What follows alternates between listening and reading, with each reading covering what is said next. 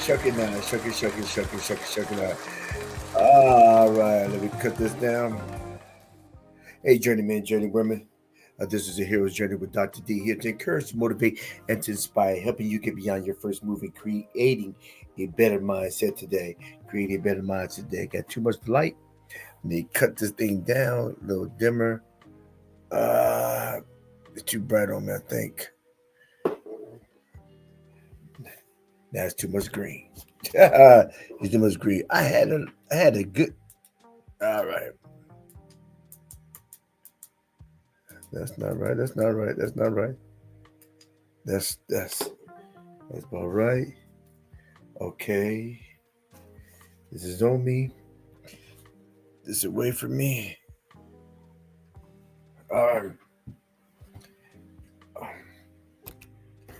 All right. Hey, journeymen, journeywomen, this is Heroes Journey with Dr. D here to encourage, motivate, and to inspire, helping you get beyond your first move and creating a better mindset today. Do you know what it is? You know what it is. Today is. Hold on. What happened? It's a Heroes update of what happened. Did I get the right thing on? I don't have my right That's the wrong one, y'all. That's the wrong one. That's the wrong one. It's let me see. I kept my wrong backdrop on. Let me change this thing up. 1, 2, 3, 4, 5. Master OJ Diddy. I thought I had the right one up. Let's see. Let's see what we got. Let's see what we got. Do do do do do. Uh, duh. That's not it, is it? All right. What we got? What we got? What we got? That's not the right one. That's not the right one. In my life long, be glorified today. Ooh, ooh. All right. So did he do it? That's not the right one. That's not the right one. That's not the right one. Okay, check it out, people. Journeymen, gentlemen, what I will do, and I'm going to go ahead and put I'll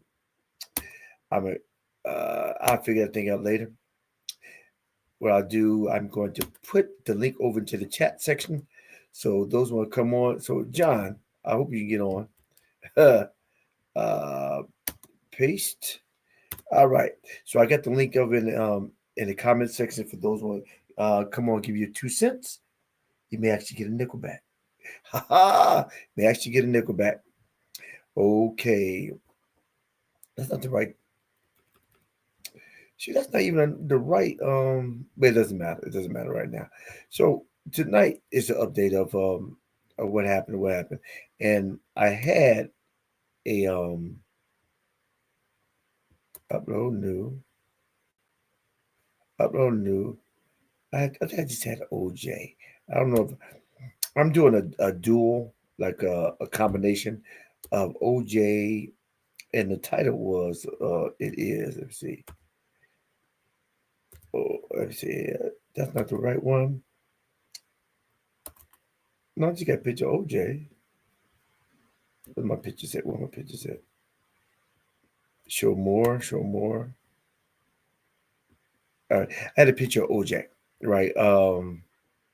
OJ and P Diddy, and that's yeah. So it was.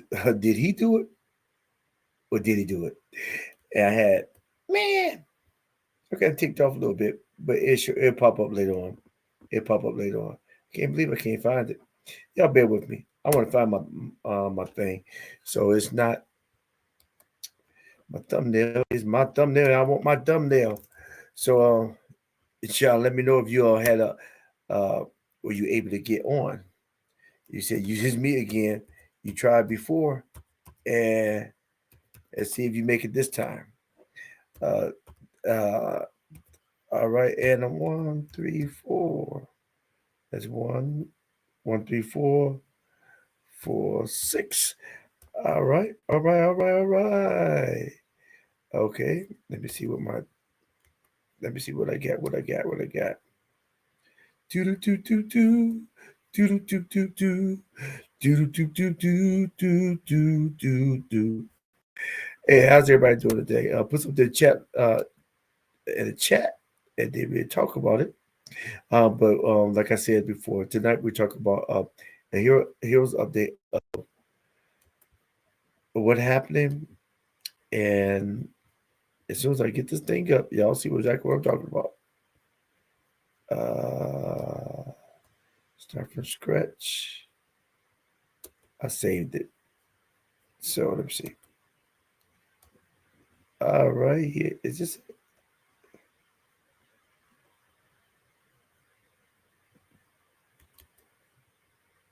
That's not it. Is this it? That's not it. Is it? No, that's not it either. Where's it at, y'all? Where's it at? Where's it at? Where's it at? I don't know where's it. All right, let's go back. Cancel that and close that. I know I got it in here. Da da da da da da. Oh, it should be at the bottom because it's a new one.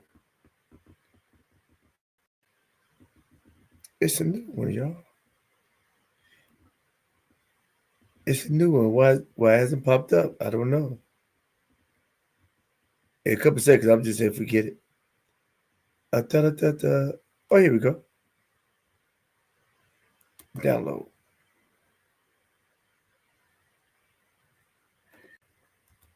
OJ2.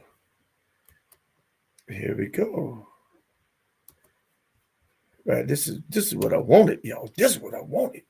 But let me see if I do. Uh, download OJ. Not custom. And y'all see as soon as I get it up. OJ2. Bam. Here we go.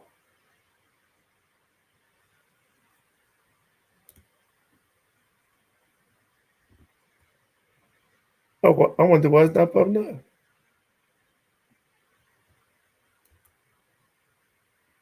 That's not the one.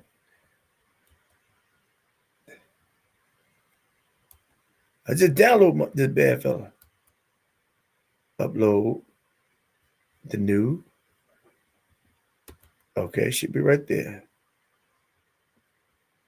There it go. There it go. All right. Y'all see it now?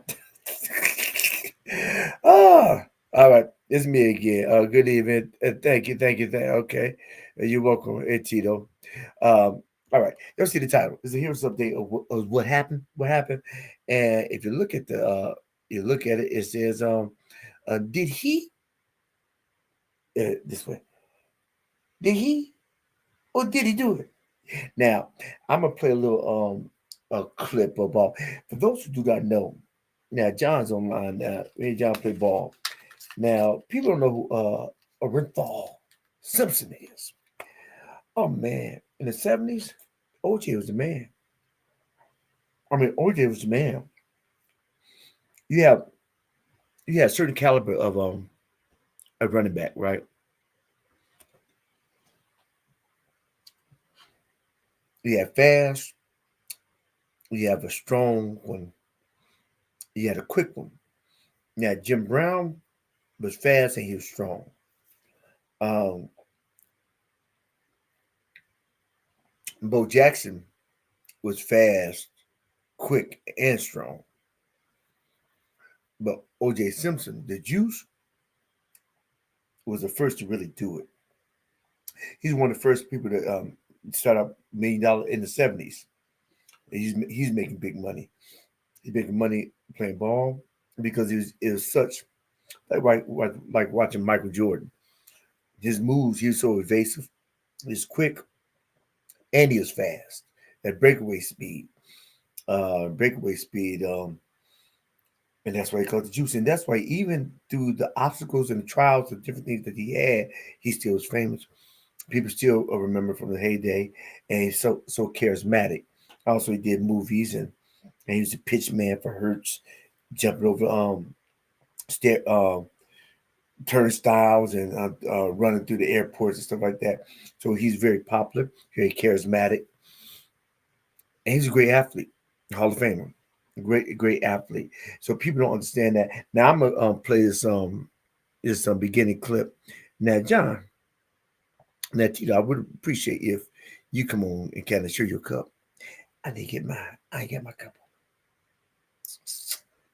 But what I will do, I'm going to show. I'm sure a clip for those who don't know have an idea who Orenthal Simpson is, and it's pretty good. Let me see. RJ. All right. Uh-huh. All right. Let's start it off. Share. Share. Let's go with the screen.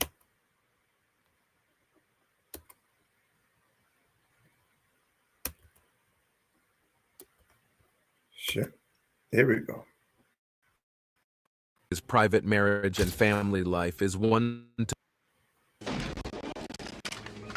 The untold story of O.J. Simpson. The mysteries surrounding his private marriage and family life is one to ponder on for several reasons. Revisiting the complex story of O.J. Simpson prompts us to question the events surrounding Nicole Brown and Ron Goldman. Was O.J. rightfully accused, or was there a miscarriage of justice during the trial of the century? While O.J. has remained a fixture in the news, the media spotlight has also encompassed his 5 children, creating a lasting impact over the years. We will also find out if O.J.'s daughter finally broke her silence, leaving the world shocked. Simpson arrested for the murder of his wife Nicole and her friend Ron Goldman. Join us on this reflective journey since that historic trial. Getting acquainted with the career life of O.J. Simpson. I want to do something crazy. I literally want to make you the most irresistible offer that I've ever made in the history Oh, of that's not ClickFunnels. what I'm trying If to you get. invest in 12-month funnel builder trading today, what I'm willing to do in exchange is I'm willing to give you 12 months of ClickFunnels 2.0 Man, I ain't trying to for get free. that thing. How many guys would like to have ClickFunnels 2.0 for free? Let's rework that, y'all.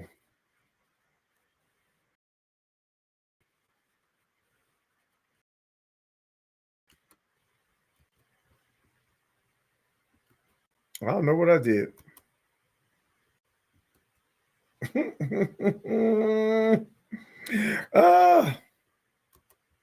Let me shrink this down a little bit. Man, where my let me see what I had. OJ. I had a good one. That was a good one, y'all. All right, let me see. All right.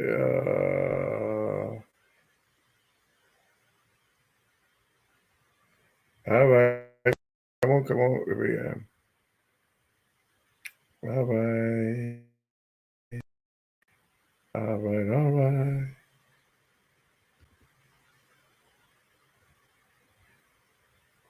All right. Come on now. Where's it going? Where's it going?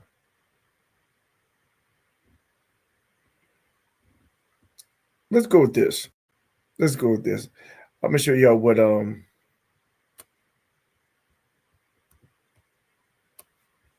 let me see. Let's see what OJ whispered to his attorney right after the case. This should be interesting. Okay, so let's go here.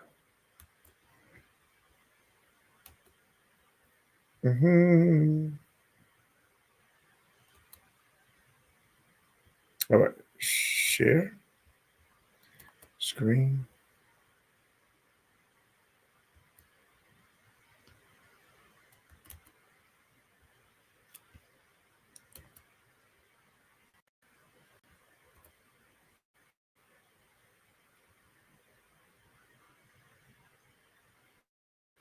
When O.J. Simpson was accused of murder back in 1994, I was in law school. And like the rest of America, I watched the trial gavel to gavel. Well, the smash success of the FX miniseries, The People versus O.J. Simpson, American Crime Story, has proven once again that everyone still likes to talk about the trial of the century. Well, almost everyone. For nearly 20 years, Robert Shapiro, O.J. Simpson's first defense attorney, has remained silent until now. Thank you very much for being here. Why do you think the story still brings out so much passion? I think because, number one, Simpson himself, great all-American hero, one of the greatest football players who ever lived.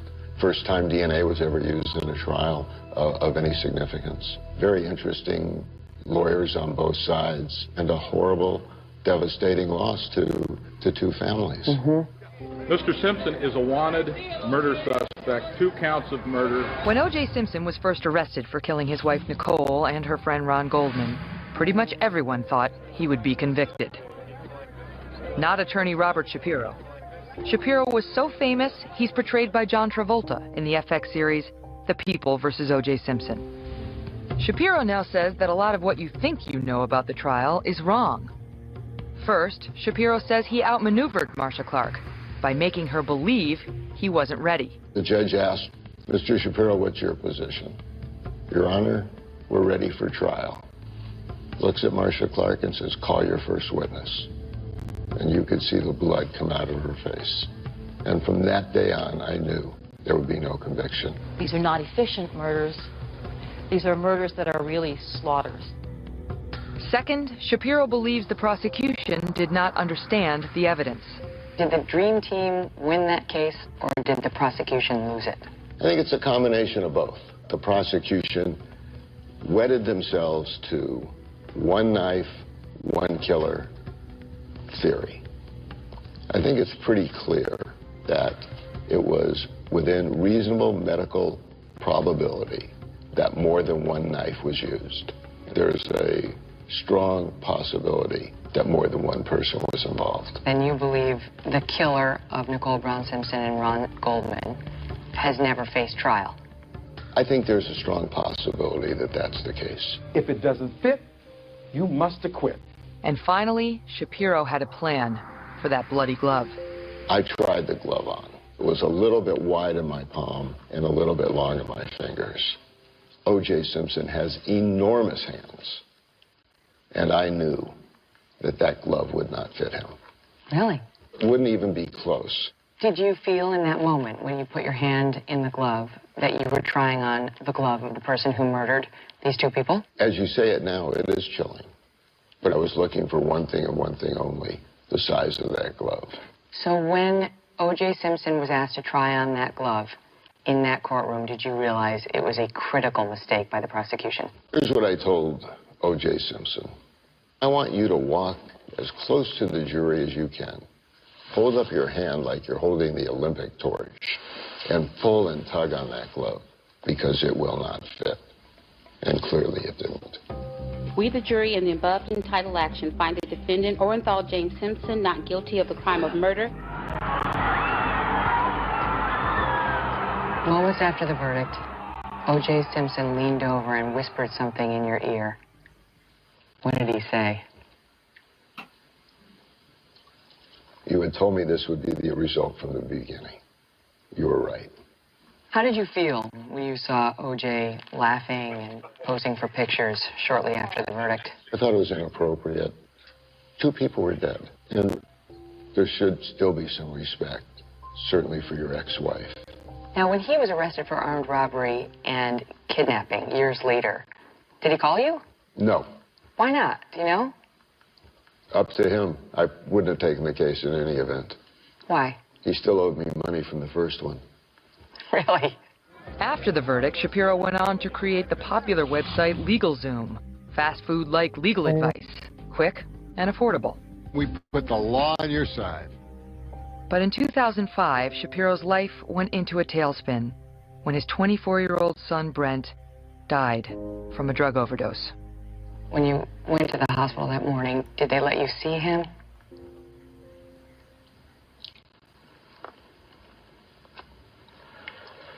The most difficult thing that a parent will ever endure is seeing a child on life support with her eyes taped closed and standing next to his mother and knowing that you'll never see him again. The Shapiro family channeled their grief into the Brent Shapiro Foundation, which lobbied hard for a Good Samaritan law that says anyone can report a drug overdose without fear of getting into trouble themselves. He wants this to be his legacy, but that's probably not what people will remember him for. What's the takeaway from the trial of the century? There's moral justice and there's legal justice. And when that not guilty verdict was rendered, I felt legal justice was done. As far as moral justice, I haven't discussed it with anyone, including my wife. So, he's an escaped convict, and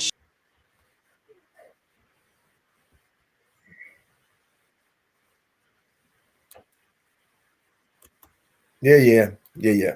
All right, check it out. Oh, all right, so, man, where's my thing? I'll be back here. Be back here. All right, so what y'all think? Comments in the comment section, and John, try to get on. Tito, I appreciate you getting on too. Phil, show off your mugs. That'd be appreciated. If you just get on, show your cup, I'd be happy. However, I found some things So the title of the show is did he or he do it? Or did he do it? Now I start off with OJ because OJ is I haven't talked about him for the most part. I was running back. I definitely wasn't like OJ. OJ is bad. I mean, I explained to you earlier about his athletic prowess. And so what I explained, what I talked about earlier about the people of this generation, last 20 years, they probably wouldn't know who OJ. They knew OJ by the murder case, about the infamous Bronco being chased down the highway, and just about just the whole the shadow of the infamy, so to speak. But what they don't know is about his prowess, about a great athlete. But however, that's what they know the Jews. And the thing that people understand that he got found without a reasonable doubt. That's why he got off. But he did lose in a civil case, and he owed money to the Goldmans. I mean, now I just looked earlier and said, and since he's deceased, it should be about like 200 million. They won't get that, but they probably may make it something based on the civil penalty. Uh, they may get something. However, I read something. I heard something earlier. Well, Ron Shapiro and they were saying that the issue was it wasn't that he was innocent. It was that the case was not. He said there wasn't. He said there was a dream team and they weren't. They made errors and they capitalized on the errors. They just practiced better law than the other person. He said when he knew that glove didn't fit, he knew he must acquit. Also, I found out information pertaining to it was information based on it said it was some blood that was actually on a sock that was found, and the blood was not OJ's. The blood wasn't. It was Planet, and that was actually in the files as well. So they argued that as well, and they had no proof that it was his doing. And also, the Furman, that was a mistake as well. That was a mistake as well because they put Furman on the stand, and the race car really didn't have anything to do with him, with the act within itself, but it's definitely something to capitalize on because I mean it was televised and this thing was like blowing up. I mean, it was like me and my father and we was going to see a relative that was in detention, and my father was on. He said, "Oh man, cut the radio on because the case." He wanted to listen to every little thing about OJ case. I was like, "Really? Oh man, this is history. This is history." Think about history. You can always find the recordings. It didn't tickle my fancy. The case that actually was more interesting to me was the Clarence Thomas. That Clarence Thomas case. Woo! I was a T. I was an ANT. I rushed back home and listened to the and look at the case because it was like I was watching Law and Order. It was riveting. The Coca-Cola has stuff on the Coca-Cola can, and yeah, splitting hairs, the best of it. I mean, it was intriguing, and it was good verbal gymnastics, which I really like. So it was. So the thing is, did he do it? Well, allegedly, did he do it? But with OJ, did he really do it? And when he whispered over to Ron Shapiro, people thought that he said, "Yeah, I did. We got away with it." He didn't say I got away with it. He said, "You said that we'll win," and really, Ron Shapiro was saying that you win, we'll get away, we'll not get away, but we'll win this case based on his legal expertise and knowing how to read the body language of the opposition. He just was a better lawyer. Point blank. He's better lawyer. So, hey John, were you able to I know Tito got on. So let me all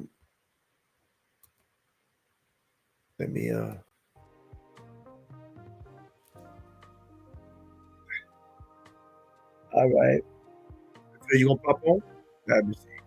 Let me pull it down. I heard somebody back there. Yeah. Okay. All right, give me a second. Right back.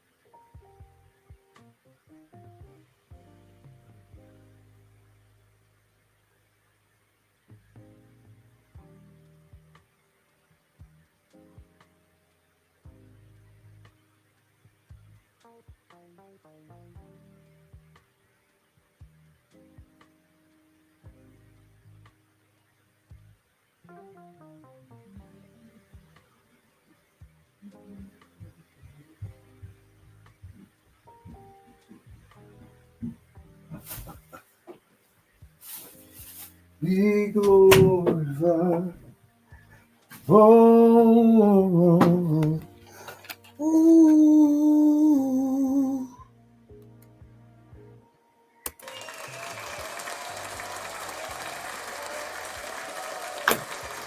Ah, there we go. You fuzzy. You real fuzzy. Am I? I'm gonna get you. Oh, now, yeah, move closer. Yeah, that's fine. Yeah, you was blending in with your fuzz. Okay. Yeah, you blend I in. might have to turn off my background then. Our background's good. Background's good. Okay. I just got part of my background 10% blurred right now. I mean, I can let's see. So let's do this. Is this better? Yeah, the blur was good. You had to kind of separate yourself from it a little bit. Okay. Yeah, I mean the blur was good. You just have to separate yourself. It accentuates when you put yourself forward. But when you lean back, you kind of lean into it. Okay. Yeah. That's it. Yeah. Right. Now you gotta look. Now you gotta look down. I'm used to my camera. I move where my camera is normally at. I usually have it up and looking down on me. The particular camera I'm using right now, and this time I got it low, looking up. Yeah, because like you look at television. Oh wow. Yeah. Yeah. You okay? Yeah. Okay. I see that. Yeah.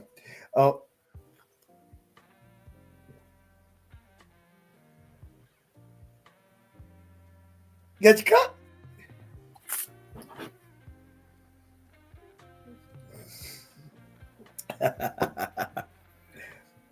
I know. Hold on. Let me turn off this blur. I was so we can see it better. That's it. Yeah, that's it. I was surprised when it came in the mail. Yeah, you was like, "What in the world?" You said, "What in the world?" When you saw it, you was like, "What?" He actually sent the cup. Yeah, I was like, he sent the cup. I was excited about it. Did you get the photos I sent you? Let me see.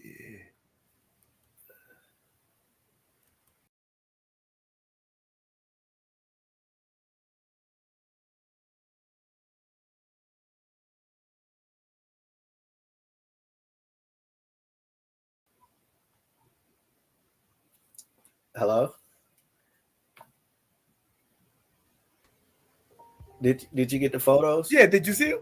I just showed. That's not the photos I sent you. Now you sent me more than one. Phil sent me those, but I got them. I actually sent photos with me holding.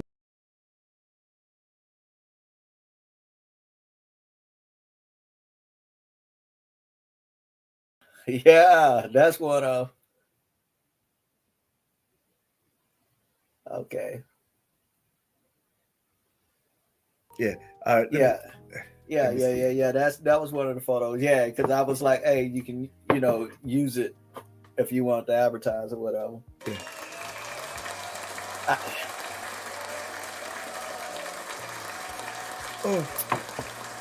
Lil Durk. Is that Lil Durk? Is that Lil Durk?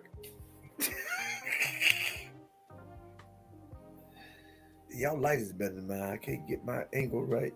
I can't get angle. Yeah.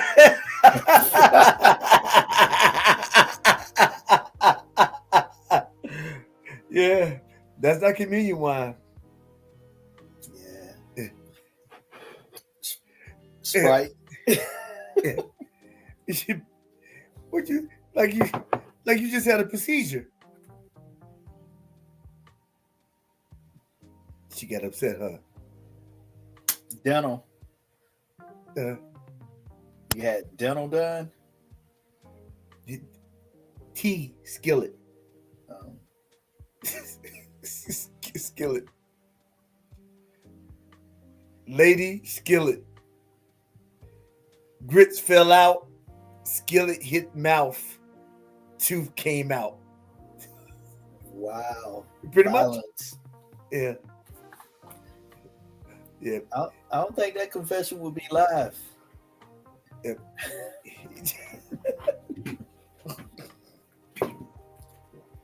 Well, you go to dinner today?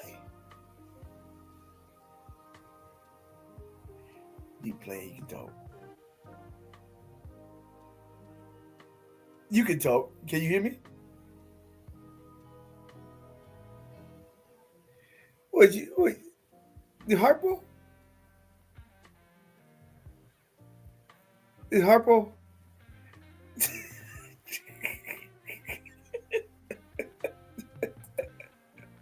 Oh, let me look at chat now. Let me look at chat there.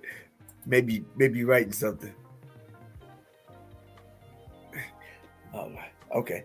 All right. So, okay. Can you hear?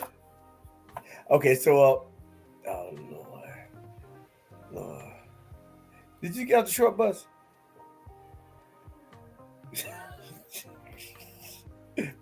Okay. What's I found information about the case. Is a guy named Charlie. Charlie that was supposedly with OJ while when the situation happened, and it was actually it's another movie that's they're trying to release, tell a different side of the story, and like the theory of a lot of stuff is that in the past was that it's mafia ties. I thought that due to his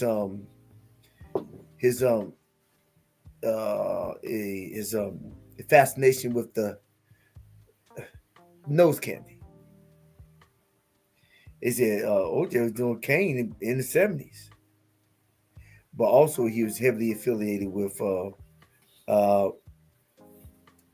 organized the like partnerships at the restaurants and connected with the drugs. My theory was that it had something to do with maybe some money needs to be transpired. I mean, I don't know. I mean, it's all theories, all hypothetical. But there was some evidence in the case in a case showing that, and they couldn't trace it back to him. That was planted. But I think the thing back then was them saying that maybe it was the police planted it, and that because Furman got on the stand and showed that he was racist, and that was Marshall Clark's problem. She didn't put the right witness up there, and then because the glove with the evidence, OJ didn't have to verbally testify. However, when he went to civil court, he got up there, and that's why he owed so much money. And now I don't know if he did or didn't. However, he won the case, and the court system not necessarily saying that you're innocent. It's just saying that pretty much the best lawyer won. And I didn't think it was an open and shut either. I didn't think it was an open and shut case. He just went in there and did kamikaze. And the issue also said that his knees wasn't the best. And you got two people. It's not going to be a easy. When you fight for your life, it's not going to be an easy altercation. And you should have some type of. And he probably did have some lacerations or some things on him, but he was the youngest camper in the world. So what's your thoughts on that? You know what? I don't know. The glove didn't fit. You know the old saying: if it don't fit, you must have quit. Right. Glove didn't fit, and he had all these other things going on medically, like how you said, knees, and he was older, and you're supposed to be able to take out two people, but you got certain disabilities yourself. So that's the problem I have, and that hey, if the evidence don't necessarily adds up, he, you know what I mean, unless he put on a good show about him being hurt, but that means he would have had to been planning that way before. Yeah, premeditated. Exactly to prove to start setting it up like, hey, I'm disabled in this way. I got limited movement or whatever. I think that would have to be, you have to be a good one, but I remember watching a documentary. I don't remember that crime boss with the mafia where he played crazy and wore pajamas a lot of times out in public. You talk about Bumpy Wilson? I think that might have been. Yeah, it's the Godfather of Harlem, and yeah. And whenever he was out, he looked like a crazy man. But when he got ready to handle business, a lot of times he'd have on suits, and they kind of caught him, a couple of times, like, hey, yeah, this ain't the image that he portrayed out to the public. Oh, so that's based on true. That's based on a true story. Yeah, okay. This based on a true story. And it was a documentary. I just don't remember the mob boss name, but at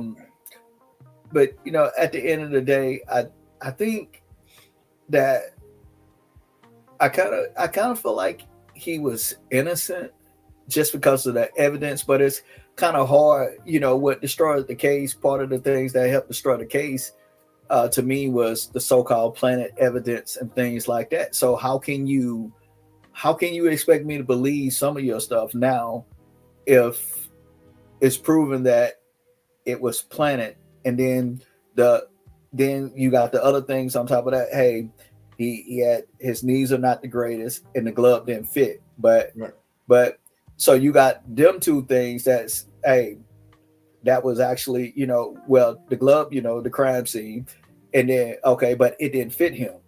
Okay, then his knees are bad, but he's supposed to be able to chase down that younger guy to be able to stab him. Okay. And then you have planted evidence. So, you look at it as, is it true, or was he just, because with typical when a spouse is murdered, the first person they look at it's the husband or wife Right. or who, whichever way, or boyfriend, girlfriend. They always look at from kind of like from the domestic point of view first, and then they kind of fan out after that. After they figure out, hey, the spouse don't have anything to do with this, they usually start planning out. And I just really, in a way, I kind of feel like that they put all their eggs in one basket and just went out to him because it was just easier. Hey, it's easier to like, hey, point the finger at him and say this and that because some of the history between them two. So I just think that the ball was dropped. Now, did he have something to do with it? I can't totally say yes or no, but I know that glove didn't fit. Right. So, and that was your key evidence. It don't add up. I think justice was serving the point of the system doing what it's supposed to do, because it's easy for somebody to get railroad. And I just think if he didn't have the money that he had, he would have been convicted. Let it been a normal Joe that can't pay for superior lawyers. He would have been up the creek, like we like to say.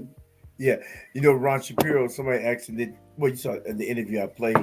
He's like, Yes. He said, "What you up?" He said, "Did he call you?" He said, "No, he didn't call me." He said, I wouldn't defend him anyway." And she asked me why. Because he hasn't paid me for the first case. Yeah, I heard that portion. Yeah, because he had the dream team. Mm-hmm. He had the dream team. Donnie Cochran and what's that? That Kardashian, D.L. Bailey, Bailey, WB Bailey, Kardashian, Ron Shapiro. I mean, so he had he had dream team.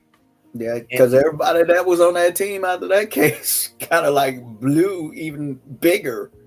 Right. I think, and also it says that was the first time publicly that DNA evidence has been used. Yeah, so that was a big deal. Like I said earlier, my father, we go and visit somebody in the in the penitentiary, and my father tell you, "Oh, cut the radio on. The case is on." He said, I said, "The what? Oh man, this is history. Cut it on." I think my father was back at church listening to it. I mean, too. He drive and he wanted to listen to everything that's going on. Like I said earlier, I thought a more riveting case was Clarence Thomas. Yeah. Clarence Thomas. Let me see if Phil will talk. I was like, let's see, playing with me. Let me see. Hello? Hello? Hello? Oh, Hello? you can talk.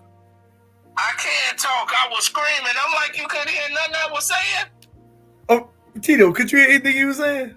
No. Did not hear a word. Was his mic? I couldn't hear a word I was saying. No. I was saying, thank you, Dr. D, for the cup. And thank you for the $700 you sent me with it. Did Tito get his $700 too? Did he get his $700 to go with the cup? It sounds like Phil trying to stir the pot.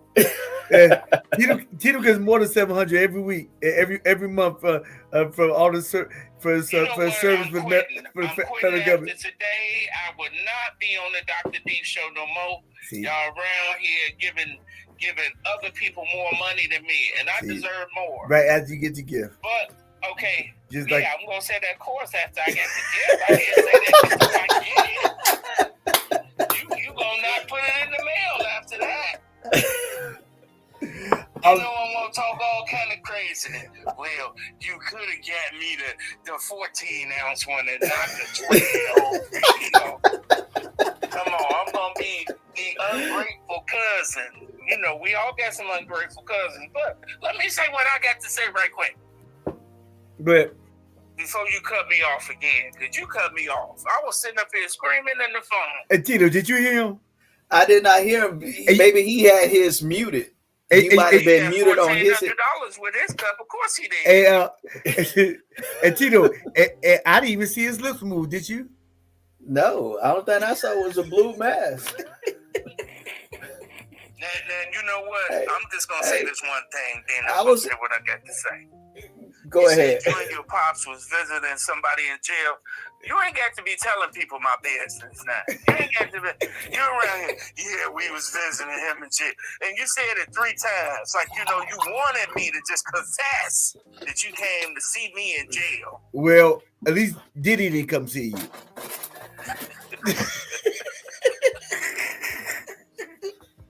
And didn't even leave me no money to put on my book. There'll be another conversation.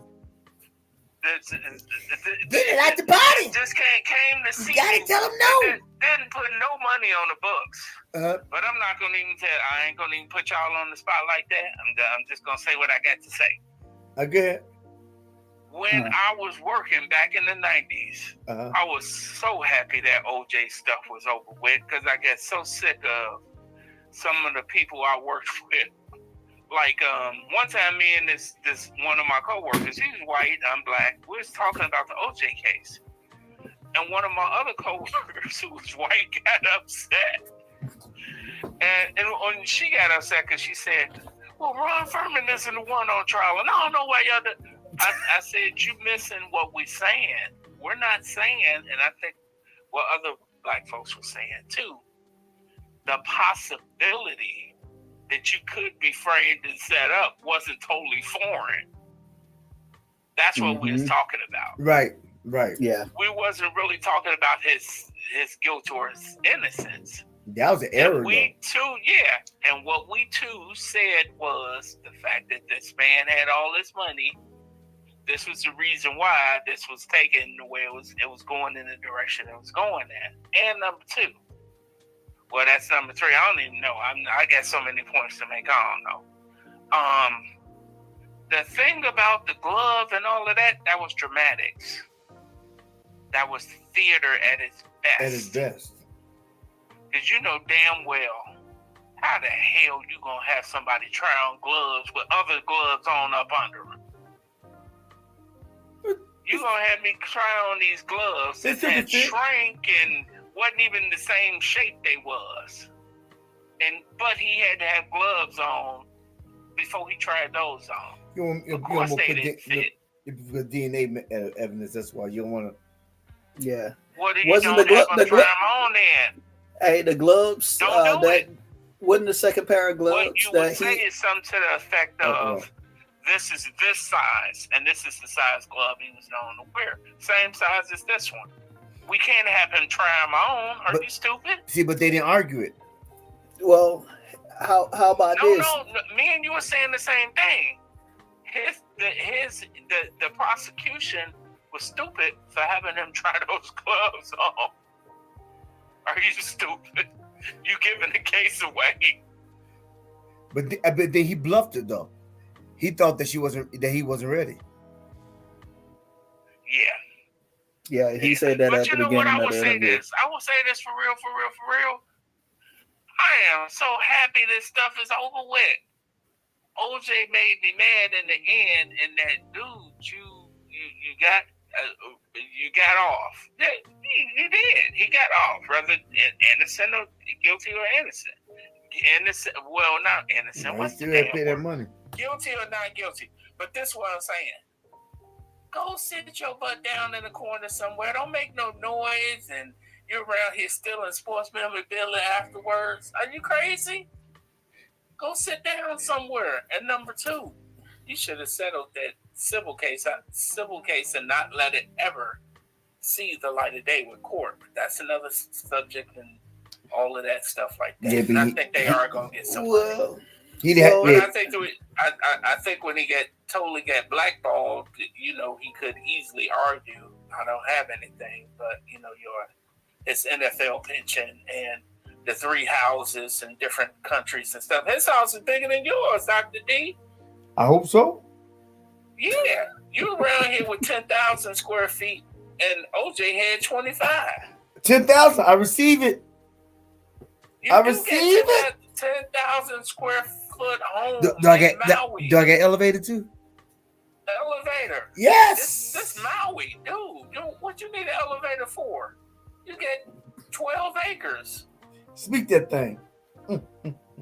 Yeah, but I'm gonna be selfish and speaking for me first. You know, if you get it, that's okay. But you know, hey, no.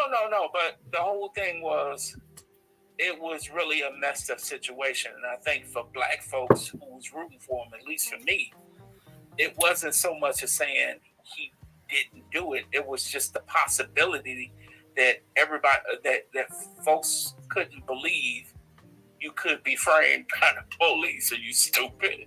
Yeah, they playing evidence. Mm-hmm. I would knock on wood that I'm not in the situation, or my family or anybody I know, and it's a bad situation for somebody to experience playing evidence. Oh, 2 perfect drops of blood. You know, daggone well, blood splatter from a wound doesn't leave these perfect drops like you left. What you got to say about that, Dr. D? I know I ran my mouth. I look at that is that big bottle of brown. I get it. The bottle of brown was small. The big bottle was white. That was the vodka. See, it was. And the Hennessy was the smaller bottle. It was. And if you notice, both the bottles actually were still sealed, Dr. D, but you don't drink, so you don't know about this. This was just sitting on my bar. Sure. It's all right. It is. No judgment. So when you come over, when you come to Chicago, well, you know, when you come knocking one day, I ain't going to tell you business. But when you come knocking one day, you can have some. Go ahead. I don't even care. You grill I'm going to turn my head and pretend like I don't see it. And if I do see it, I'm blackmailing you. Now I need 3 more cups. I need a cup of coffee too, or I'm telling. I'm singing. You can say, hey, it's called communion. Sweet communion. It's on the sparrow. That's a dead bird right there. No, what you say, Dr. D? This your show still. Don't have me taking over your show. I think that, you know, it's my issue with his case is that I just can't believe somebody could be that. Well, let me cut that back. If you partaking in the candy of the nose, so to speak, it gives you that false sense of superdom. You think you're above God and you're above the law. For the most part, you just extra cocky, and your confidence is way above. I mean, case in point, why in the world, after you get off the case of the century, you get off double homicide, would you agree to write a book? If I did it, this is how. With the person who actually witnessed and who actually testified against you. He became a ghostwriter. Yeah, and so he had to interview with him. Craziness. He had to interview him, and it didn't make it. It didn't make it because I think they're gonna try to make it to a movie as well. Right. Somebody said you better not make that into a movie. I know the lawyers was trying to tell him not to. Yeah, it's a make a move. But if I did it, this is how. I honestly believe that if he had delayed low for 2 years and then started doing some did a podcast. This is an audio podcast, a sports podcast, and made a couple cameo appearances on some sports shows. Then within 7 years, he had been commentating again. And within 10 years, people forgot because when they asked him about such and such, he said, listen, I really feel bad about what happened. I'm not the one who did it. And the court has proven me innocent. And just leave it like that. If he died down for 2 years and then came back, the new generation, all they know is the bad stuff The reason why they know the bad stuff is because he had not did anything since the show to outweigh the bad. You know, he didn't do like Jim Baker. Jim Baker's was Jim Baker when he fell from grace. He went to the backwoods and started appreciating this small country church, and that's definitely unlike the multi-million-dollar industry the PTL broadcast. At Heritage USA, he had amusement park for the family. I mean, the dog had air conditioning in the doghouse. I mean, he had enormous fortune. So, but when he fell for grace, he went to the background. And then, but I think it would have taken more than 2 years. Well, I don't know. This is me thinking in my PR crisis mode. Mm-hmm. I would say you don't leave the house, you don't say anything, you don't give interviews. Yeah. You don't say anything. And then something happens where you get this little show somewhere and you come back. But I wouldn't leave him to his own devices. Yeah, I'm just saying. I would have put him in a situation where he would never talk about the case. If I'm going to interview, you're going to talk to me about the sports show, whatever. But you're not going to talk to me about that. And then I would always seem like I'm, what's the word? Grieving or whatever. He could have been somber and said, I really prefer not to talk about that. God, I would have had him cry on the stand. Like that little dude, the one that's gonna speak at Kent State, that shot them 2 people. The young dude who was walking down the street with the rifle and the young kid. Yeah. I know what you're talking about. I can't say his name, but he shot 2 people during one of those. I can't think of his name right now either. Yeah. Ended up getting off. Yeah, he sure did. And what happened? Get him to stand and cry and look remorseful. They gave that little MF some acting lessons. He got some acting lessons. Yeah. And now he's around here giving speeches at commencement. No, you're not. Wait. He gives speeches at commencement. Kent State. You know what? It may not be commencement. It may just be appearance or whatever. Kent State hired him. We'll see how that he's a kid. out. I mean, he can't be no older than 19 now. Right, I know we kind of like getting off the subject, but I think what I'm just talking about is you kind of have to look remorseful. You have to look like you're not just out there in this business as usual, like OJ did. Yeah. I think, but going back to I just think that it would have, if he did not write that book, he could have not visual, just did an audio podcast, sports podcast. No, that doesn't matter. You saying it's just a different medium. I'm thinking more of let's give you time to get away from the issue. Yeah, but I believe. You know how you Americans are. You don't remember any damn thing. You forget stuff. What happened with Ukraine? Y'all forgot already. See, but 2 years at the FC, it'd be something bigger. I mean, by that time, R. Kelly is doing his thing, so everybody forgot about OJ. Everybody trying to bump it. Yeah, but see what happened with R. Kelly. You see what happened? Instead of going somewhere quietly away and counting your blessings, you continue to do stupid stuff. He wrote a song and talking about what he did. And continue to do it. And look at the other dude did this. Well, he didn't do the same. But you see how he is still facing backlash. Who? Will Smith. Ain't nobody gonna go see Bad Boys 3. Not happening. Oh, no. They're going to go see Bad Boys 3. No, they're not. It's going to be a flop. Watch. No, they're going to see Bad Boys 3. How much you want to bet? I'm going to be seeing it. We're not going to bet any money. I bet you a pound of coffee. All the money in that cup, you can just send it to me. I'll hold it. So if you win, I'll send it back. Wait a minute. You sent me the money, so how am I going to get you back what you gave me? Easy. Put it in envelope and send it. Put it back in the cup. Oh, okay.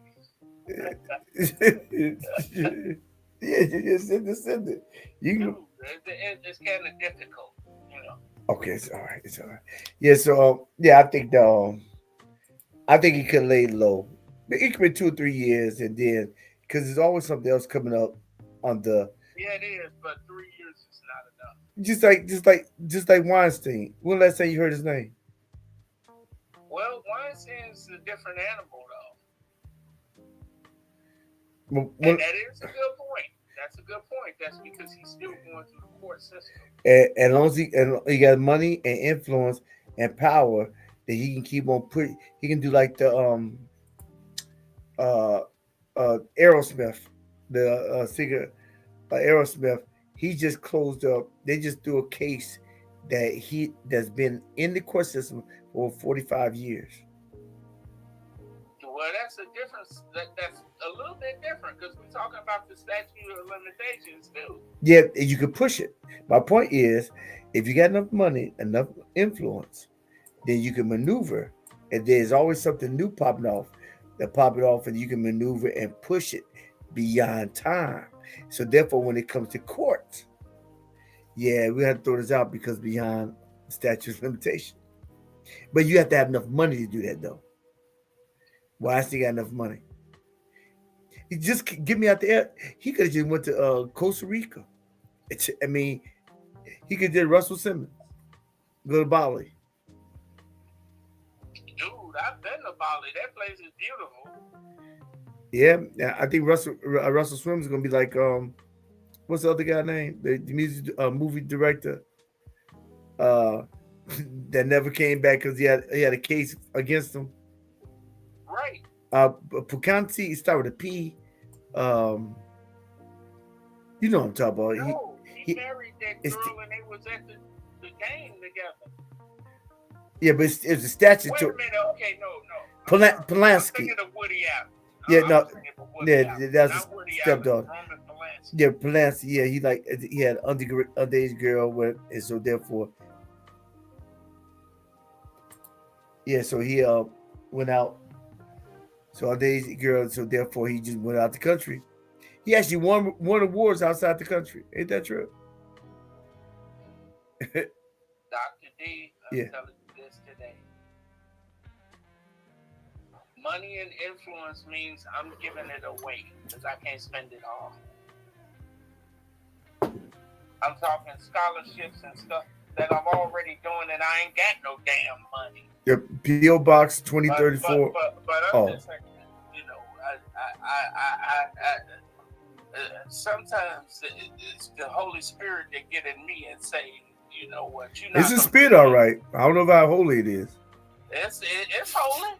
The Holy Ghost told me you can't do all of that. Was that the Holy Ghost after you drank the white liquor or the brown liquor?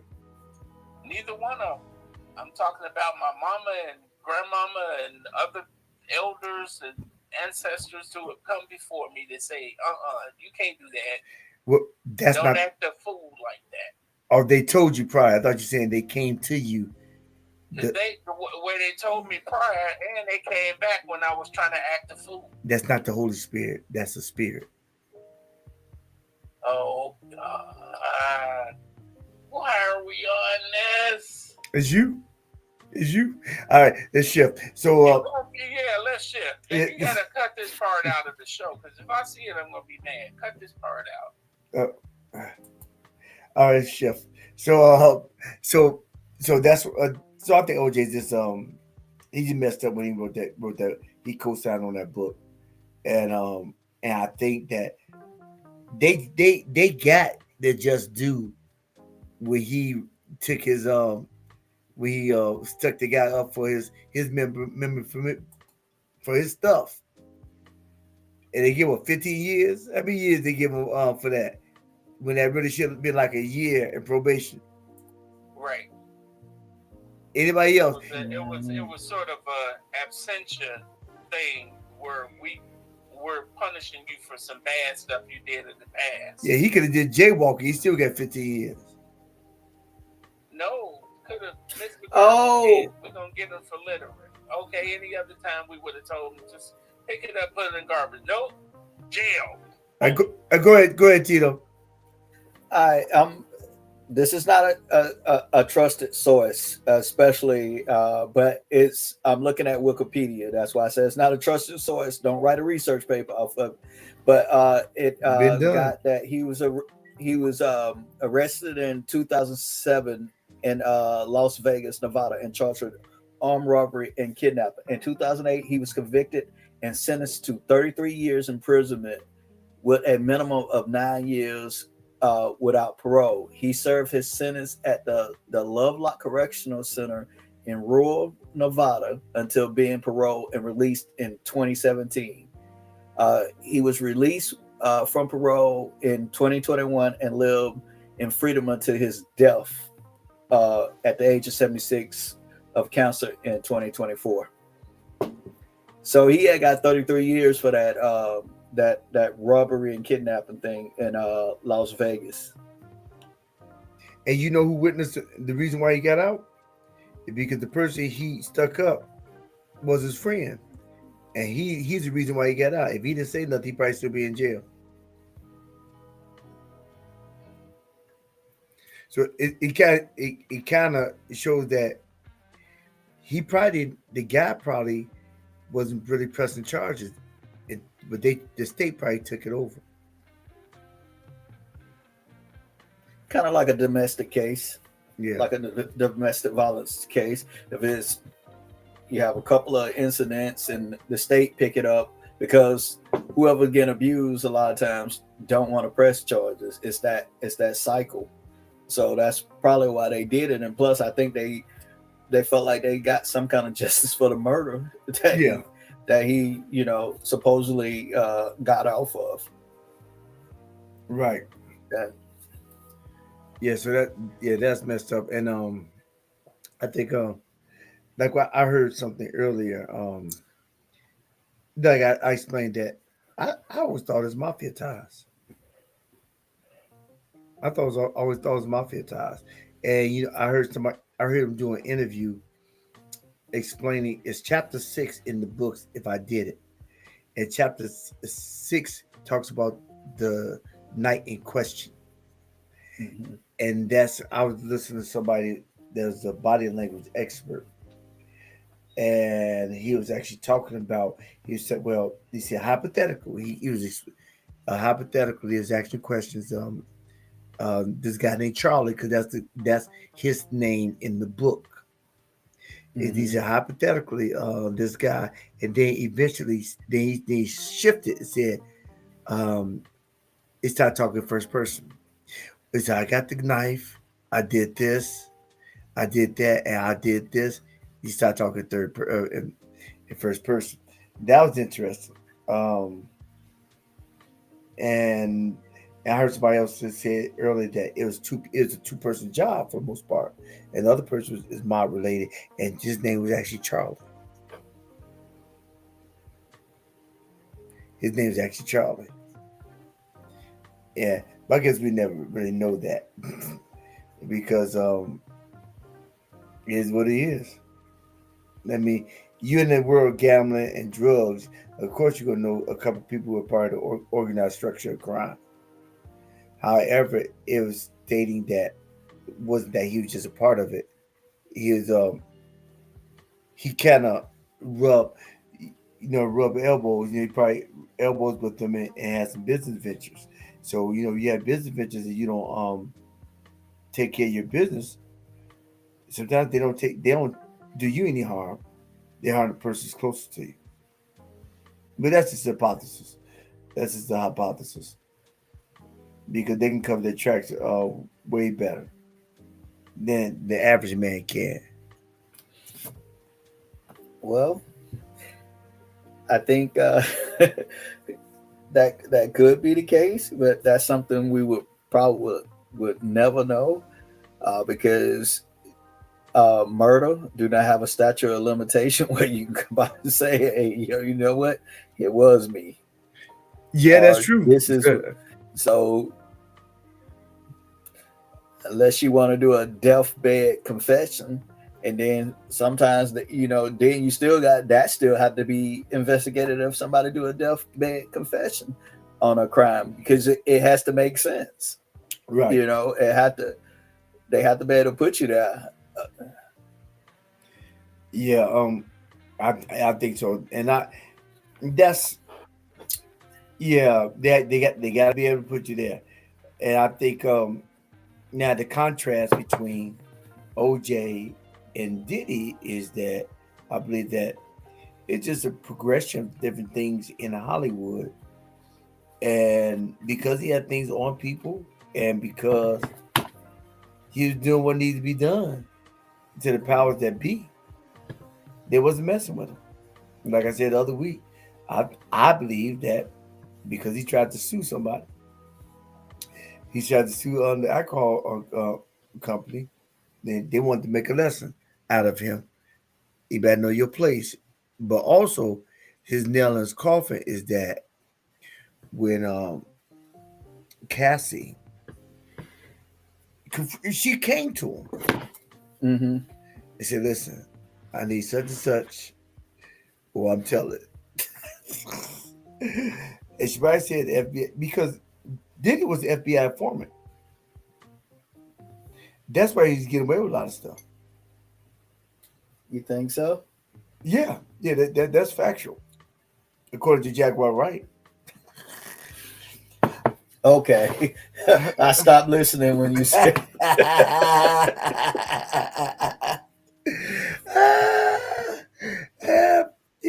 Yeah, because Jay Wright, that's factual. And for Bobby, I want to a promotion really, but you know what? It's what kills me is it just. I mean, we can go back. People that have money, power, and privilege. Why in the world do it take so long for people with the accusations against them? I mean, what do you mean? Like like you say, all these people, how like when something happened, and like we can use Diddy, we can use R. Kelly, we can use who else? We can use Weinstein. I'm not saying they're not guilty. I don't know. That's for the court to decide with the evidence that they have against them. But what I'm saying is, how could you go on for so long and people don't speak out against you? You know what I mean? And then if you're a victim, how come you was a victim for X amount of time, but you never went to the courts? You never went to the police to file charges. You never did this, you never did that. But and it just get to me that once somebody else say that you did this or have some negative to say, everybody jump in on it. It seems like it's like a bandwagon effect or a domino effect where everybody have their opinion of what you did. Hey, date when I was around, blah blah blah, or whatever. Just telling their stories. I just kind of find it crazy. Oh yeah, I forgot about Bill Cosby. You know what I'm saying? So but I'm just saying, I'm not saying they're innocent. I'm just saying, why do people wait so long, or wait so long before they come out and say anything? Because because it just make you question, did you lose the I'm no longer valuable to you now, so I'm not taking care of you like I used to take care of you, or how you think I should be taking care of you. So now you decide to speak up. I'm just playing devil's advocate right now. Right. So did you decide to speak up, or is everything that you're saying is true, or is it go back to nobody snitching. Hey, I'm not going to snitch. But if you're a victim, if you are a victim, is that snitching? Right.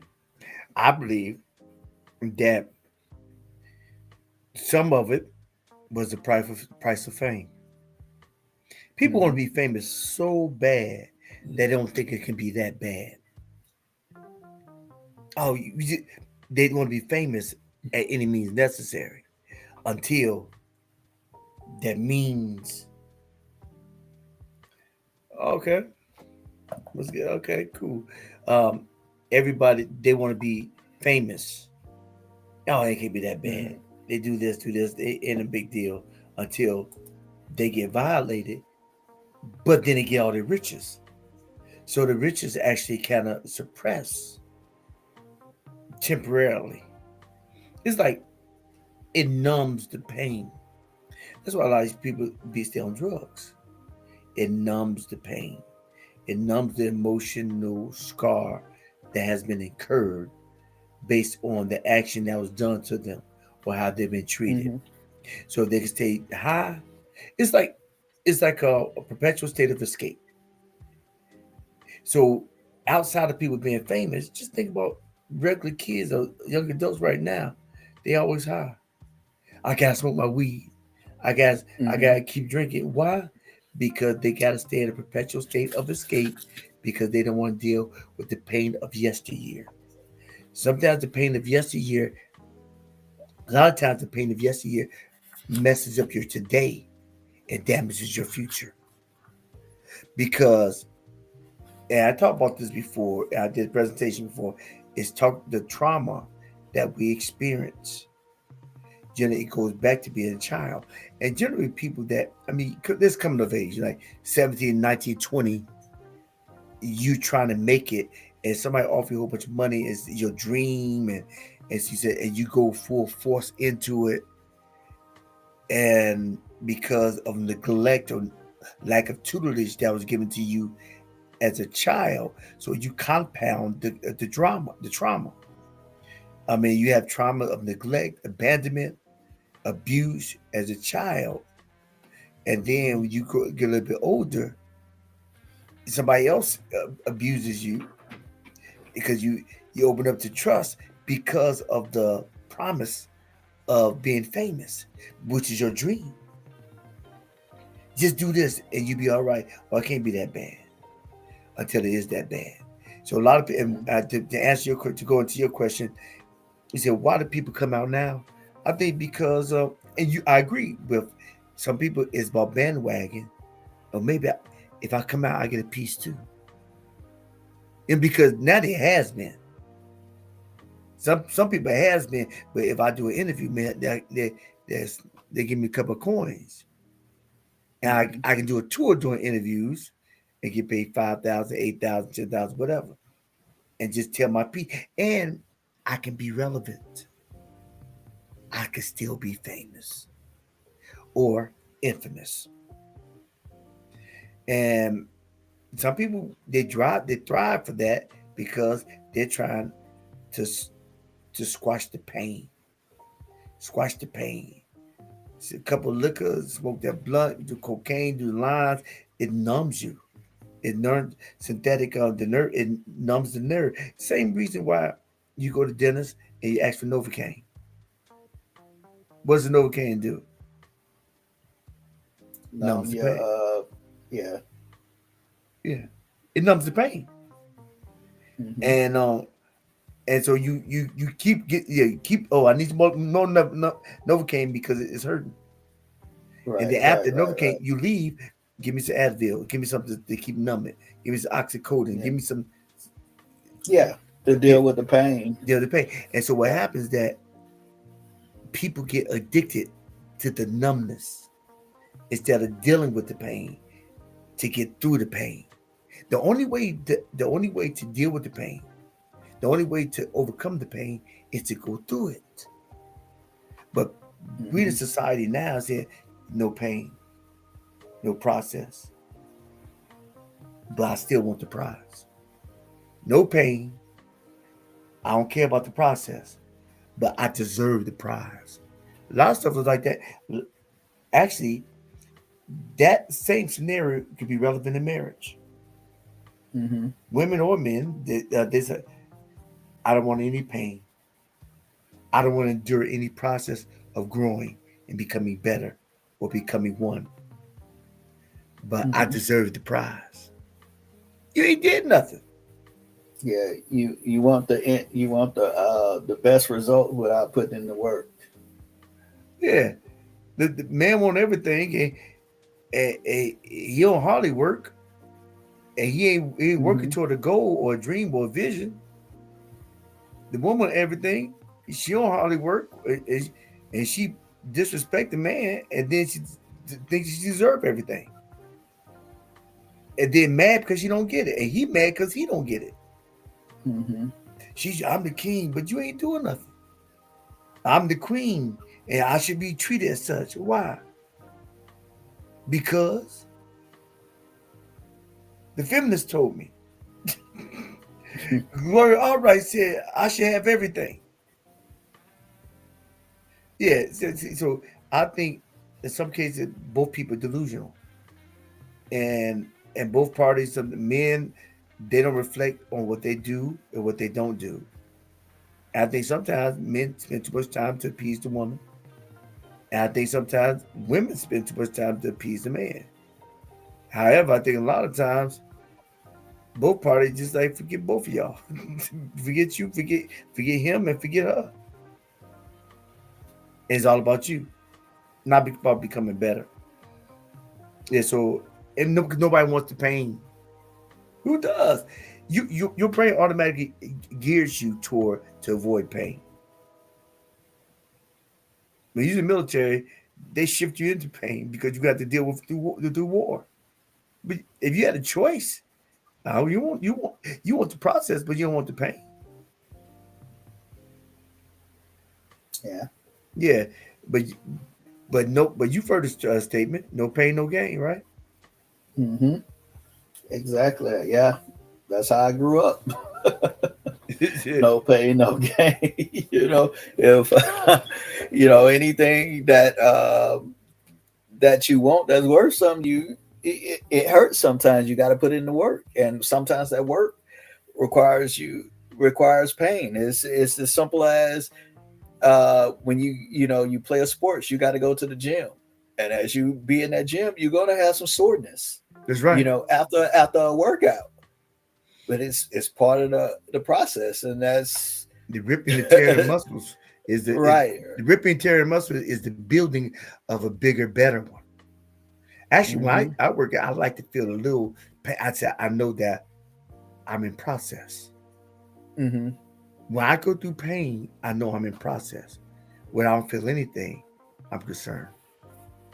I want to flip something real quick and make a argument in the other direction now. What you said, I like what you said about the process when you're talking about why people do some of the things, remaining relevant and things like that.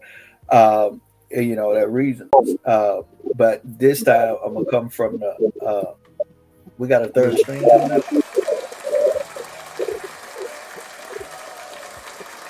Renee, where you at?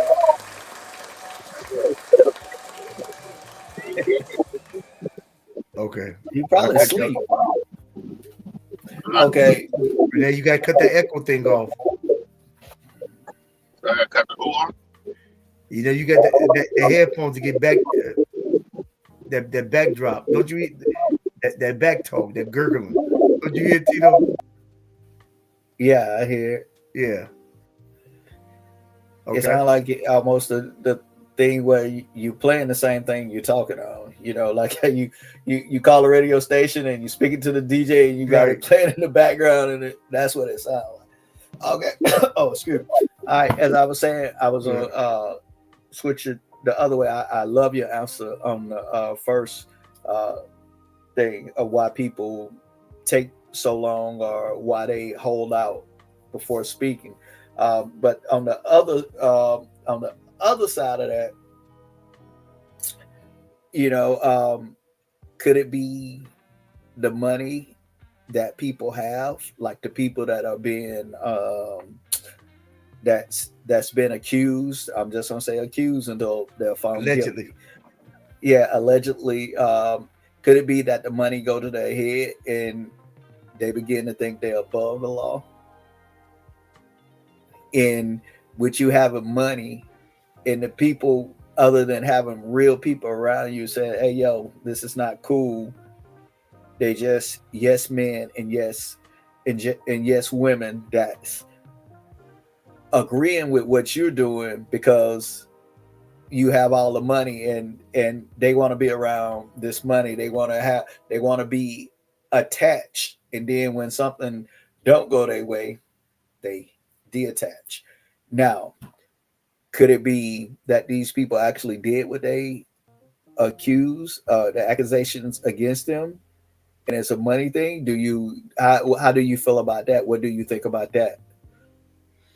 You talk about, okay, the Is people. is like Diddy, like for Right. example, everything that everybody's saying.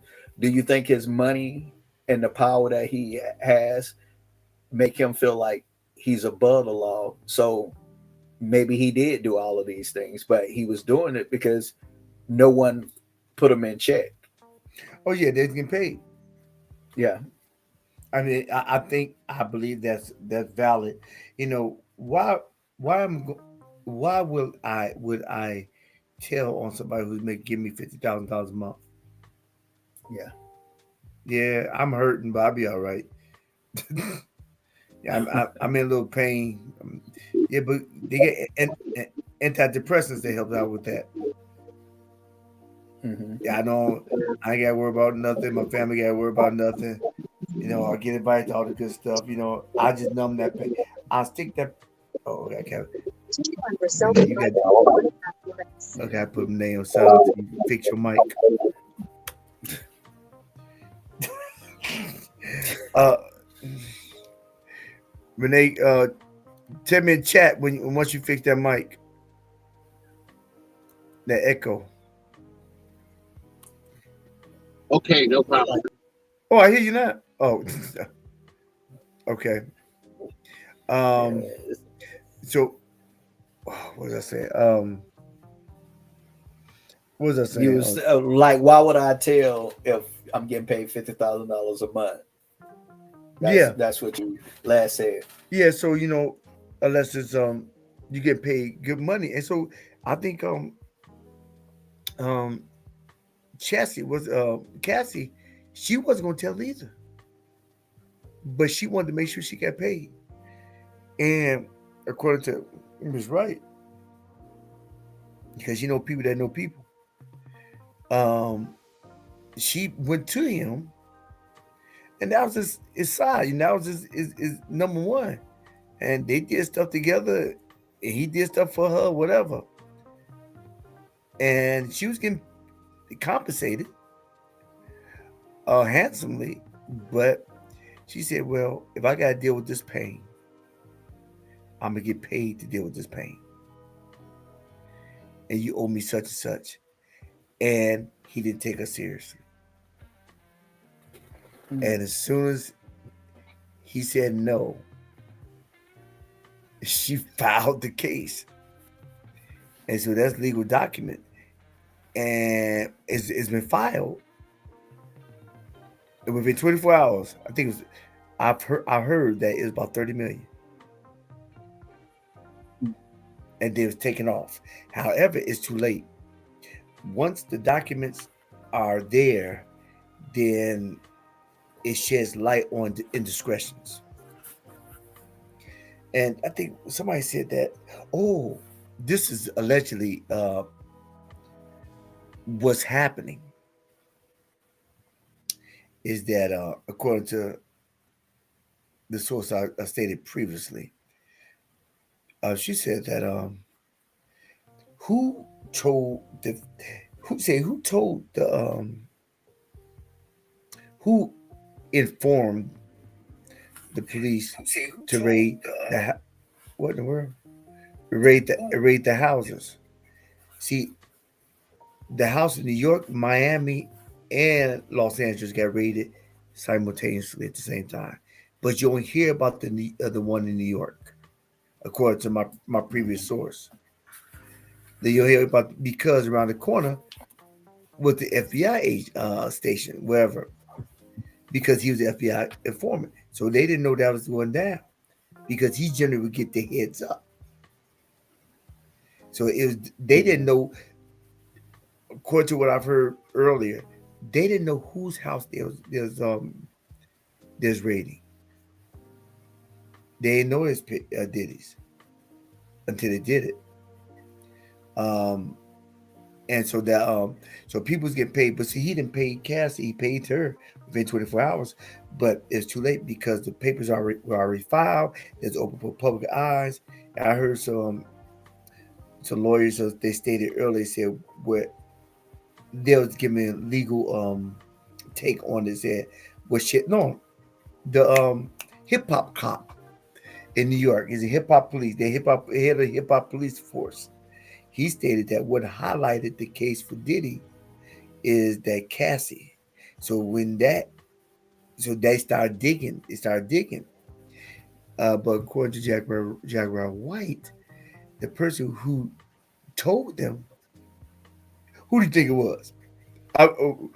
Told them about Diddy. Who do you think, according to her, who do you think who it was that spilled the beans, that gave enough information for them to raid?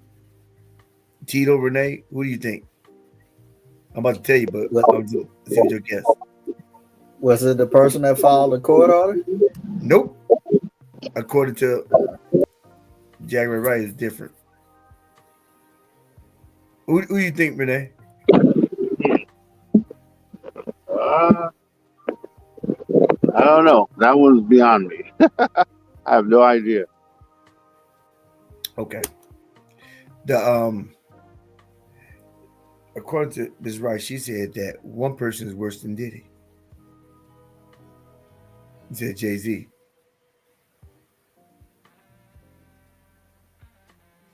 He said he separated himself from according to her, she said he separated himself from really dealing with actually dealing with Diddy. What in the world? Alleged. Renee, you fighting a raccoon? What's happening? Yeah, allegedly. But I put she stated, I said, well, she stated. It's not allegedly, she stated it. I'm not making a fact. I'm just making it I'm not making a fact. I'm just saying according to what she said. So that's not allegedly, that's what she said. However true it is. When I was saying allegedly, I was referring to Jay-Z being worse than P. Diddy. That's what she said. Who said that? Jaguar, right. What you doing? Oh, she's. I'm driving now. I'm on my way. Oh, okay. But it's not like a chair. You probably just hear the car engine or something like that. The car drive. Okay. No, it's not like something moving. It don't sound like a car. Well, I know he in the car because at one point he turned the lights on. It was inside the car. I thought he first just got on. I thought he just caused it. Okay. And then if you go back a few seconds, it was like lights, like street lights in the background, like you can see like a couple of lights like up top in the background. Okay. Yeah, so what she said, it is allegedly that it's a lot of stuff's gonna fall, and a lot of stuff is like he put stuff in play because to push stuff off of him because it's a circle. It's stuff is happening, from it's mess. It's real messy. It's real messy, and I believe still believe. My theory was that I thought that was and I'm not in those circles, so I thought that him not him suing the alcohol company was reason for the repercussions of what was happening. I thought they said, "Oh, we're gonna show you who's the boss." That's my thoughts, but I'm not in those circles. You don't believe that anymore? What's that? You don't believe that anymore? I think that has a play. I think that has a play in it. However, it's so much stuff that was happening. That's just one thing. You know what? I only trust one person in the industry, and I think they very truthful. What did Cat Williams say? He said, "All I know is didn't like the party. You gotta tell them no. You gotta tell them no. You gotta tell them no. You didn't like the party." You know, it's all heads gonna roll. All heads gonna roll in 24. That's all I'm saying. All heads gonna roll. I got the receipts. I don't know. It's today lines are so blurred. You don't really know who to believe and what to believe, because I really feel like you could put something out there, and you put it out there enough, and you keep repeating that same thing, it becomes true in people's mind, even though they may not have researched to see that it's true. When people like say fake news and things like that, yeah, I know sometimes it can be fake because I witnessed some of it myself a few years ago with a storm that came through here, and they was blowing it out of proportion, and it was like some areas was hit very bad, but some of the areas you were showing, it was like you pick the worst thing and you just focus on that one worst thing, because for some reason, bad news sell more than good news do. It catches people's attention, and I'm like, okay, so it's almost impossible to believe the sources that come out on media now, that you really have to do some deep diving and researching for yourself, other than like, okay, if it came on CNN, it's true. If it came on NBC, it's true. If it came on Fox News, it's true. Whatever your source is, BBC, whatever, just different news sources, that it can be true. And then I think things get so twisted also with it's just hard to believe, because now you got AI technology, well, it ain't like that's new. It's been out for a while. And you just think about, we just think about stuff on our phone, the algorithms that are created or on our devices when we might look for something or be looking up something, and next thing we know, we getting all this advertisement, or we getting things, getting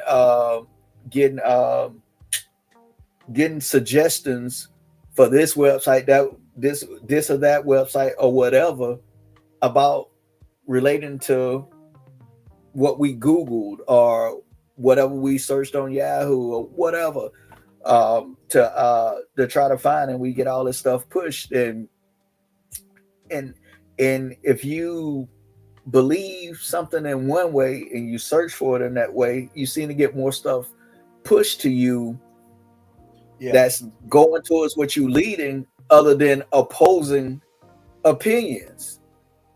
So if everything if I look up, the sky is red, and everything that get pushed to me, notifications and all of that stuff get pushed to me, the sky is red, even though I see it blue, that is, most time it's blue. After a while, I'm gonna think the sky is red, because everything, all the information I'm receiving, it's about a red sky.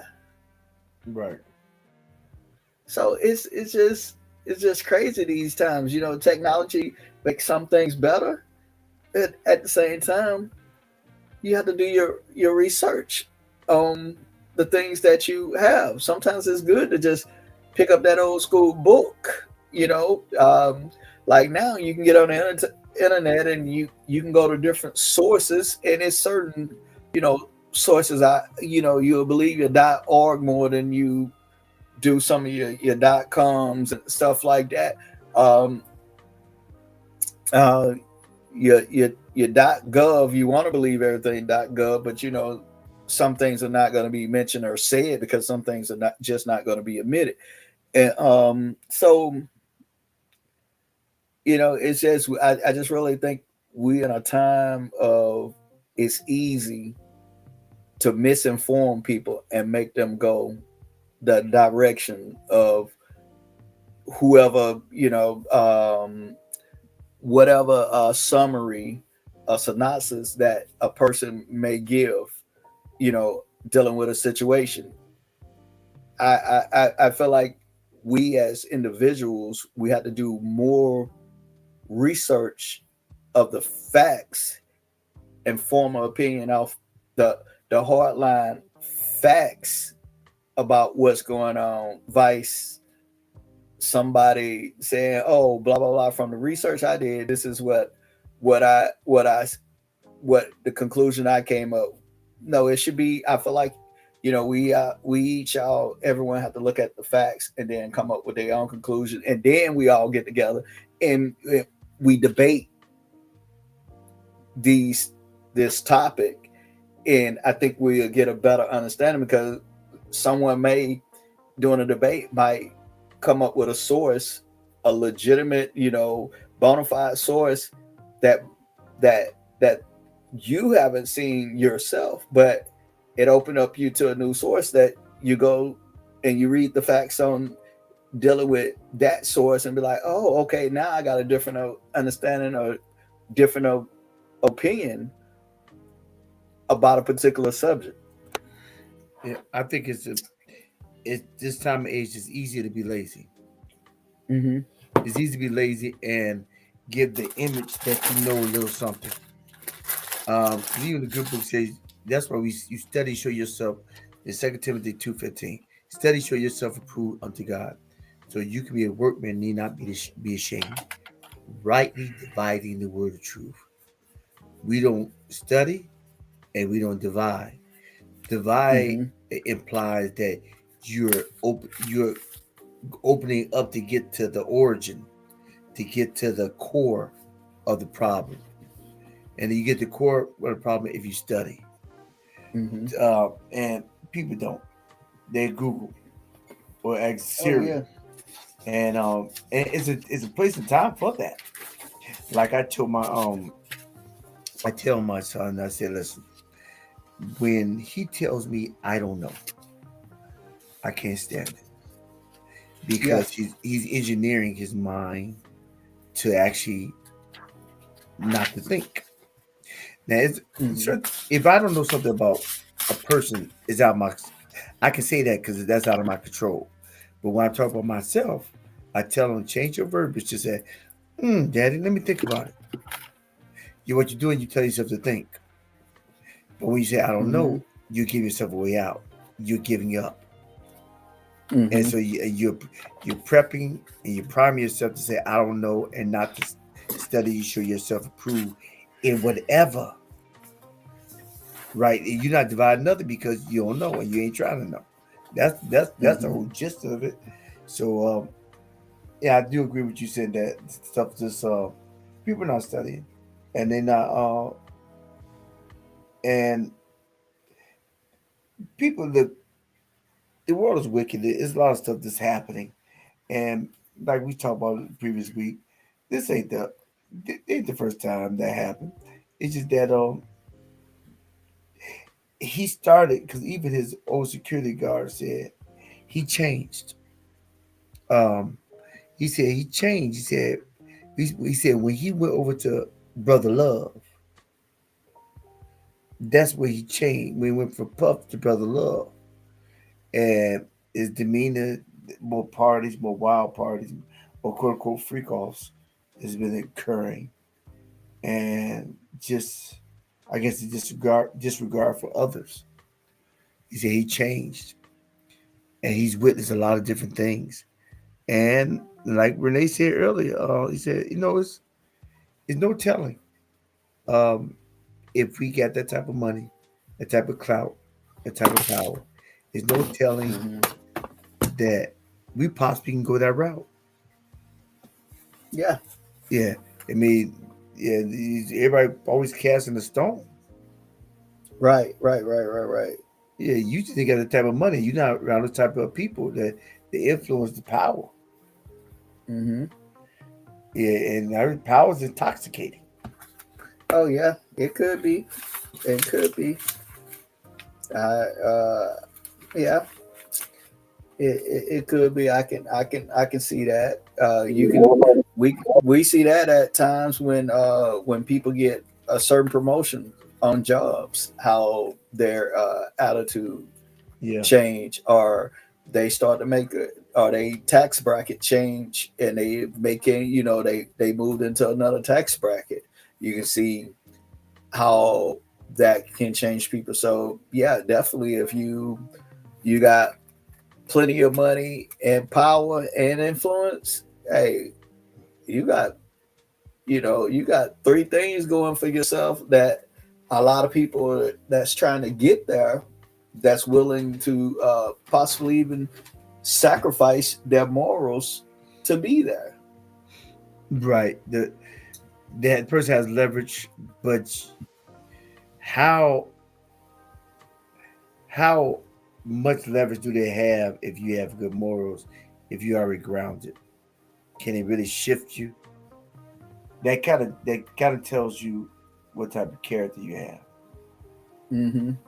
I mean, if we would call it integrity. What kind of integrity? Right. You say, well, yeah. So because characters with integrity is doing things in the dark. Whether anybody see you or not, you're gonna do the right thing. You're gonna be truthful to that thing. Yeah. And I think, and those are things that are built in the core of your upbringing. Now, if your upbringing is traumatic, you're gonna miss a couple of those steps. Yeah, if you're living in fight, flight, or freeze, as a child, growing up, trying to understand, trying to find your way, fight. You're not gonna do too much fighting if you're a little Turk and you getting beat up or neglected physically or sexually. You're not gonna do too much fighting because the cortisol levels in you, they ignite a burst of energy to save you. So the burst of energy will not be directed in vain. If the burst of energy doesn't feel that shooting it in that direction is going to save the life, they retract and shoot another. Like fighting, they said, no, you 5. You said you 4'9" and 40 pounds. No, that ain't gonna win. Running is 30 below zero and you're in a warm house. That ain't gonna win either because that's flight. Freeze, we can work with that. What happens that you if you're issue a punishment, physical, sexual, what have you, or some type of trauma is being thrust upon you as a child, then your brain will repress that event, and you disassociate. It will do a disassociation of memory awareness. So wow, the Tyler Perry says it well. He said, when I was getting beat with an iron by my dad or stepdad, whoever it was, when he was getting physically abused, he went somewhere in his mind. And that's why all the stories came. It's a disassociation that I'm not there no more. So all that stuff went, and he funneled it into something productive. But a lot of people don't funnel it into productivity. They just stuff it into like a vast sea, like a lava pit. And so when they stuff it in a lava pit, the lava is just right below the surface. And so people are walking around like a living volcano. And if one of the five senses is triggered, it will ignite that lava and you erupt. But the thing is, you don't know why you're erupting because you have disassociated. Disassociation of memory awareness has been disconnected from your conscious and stuck in your subconscious. That makes sense? Mm-hmm. Yeah. So, it's a lot. It makes perfect sense. You never know when you're gonna blow. I like the metaphor of the magma and volcano, because you never know when a volcano is gonna blow, because it can be different reasons why it erupted, and you're erupting, but you don't even know why you erupted, because it's something that you suppressed in your memory, or some kind of trauma, and that it's some kind of trauma that happened to you, and something triggered it. It was something that you pushed in the way back of your mind, but it was a trigger out there that your mind could ignore. And next thing you know, you're doing something crazy, or you going off, or you reliving the trauma that you that happened to you. And nobody wants to be hurt, and we have different ways of dealing with things like that. I know I can speak for myself. Before I got some help, some mental health, some of the things I used to do, I used to be more on a self-destructive path. It seemed like, even though I was functioning, in a way of operating, but I had underlying conditions that was in the background, that some of it was, I really wouldn't say, I really wouldn't let it come out, because especially being military, you like, oh, I'm supposed to be tough, a tough guy, and not realizing that you need help at that time, and it just, I just thank God, that I had some that made me realize I need help. And I also thank God that when I decided to get help, that I took the process serious. It's like they say, like a person that's addicted to something, they can't get help until they accept that they have addiction. Yeah. Right. So, and I often compare the two things, because I tell anybody, each day is a whole new day. It's a whole new challenge, because you can't predict what happens. Only thing I can do now is some of the tools and what I know that triggers, and certain triggers I try to avoid. And I know when something happened at times, it's not all the time that, that you can catch yourself, but now a lot of times if something triggered me, I can get it back together a lot sooner than the past, because then I learned to like dissect and say, oh, this happened, but this happened because of this. And then I can be like, okay, calm down, get myself together. And then then I'm good. Then it's time where something can happen, and I might not get it together for a week, a month, or a couple of months. And it can be difficult at times, because You don't know. So, but what I did find out is you do have to face them problems. That's the only Right. way you can get help. Get- You do have to put in work. That's the only way that helps work. You know, you can't, it's like going to the doctor and he give you some medicine to help treat the symptoms that you have, but you don't take the medicine, but you keep complaining about the symptoms. That don't make any sense. You know, uh, you being honest, you can get the symptoms treated, but mostly important, you can go back to what's the root cause of these Right. symptoms, because that's what you really need to fix is the root cause, not just treat the symptoms. Yeah.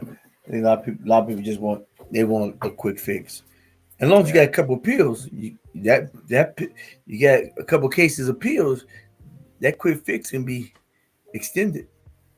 Now your liver won't be, Yeah. your kidney won't be, but you're in pain. Sometimes you don't care. Mm-hmm. Yeah, it's easy to walk away from it than walk through it.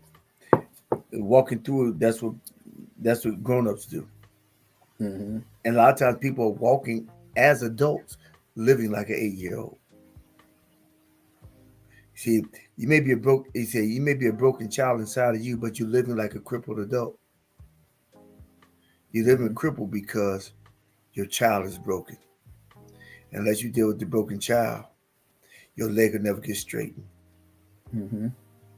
Yeah, so I think in all these cases, even OJ, his kids left behind, the situation, and even what he did or did not do,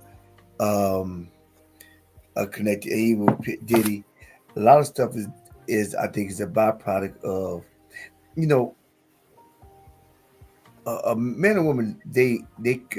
God creates life, but He puts the occupation for us as parents to create a healthy soul.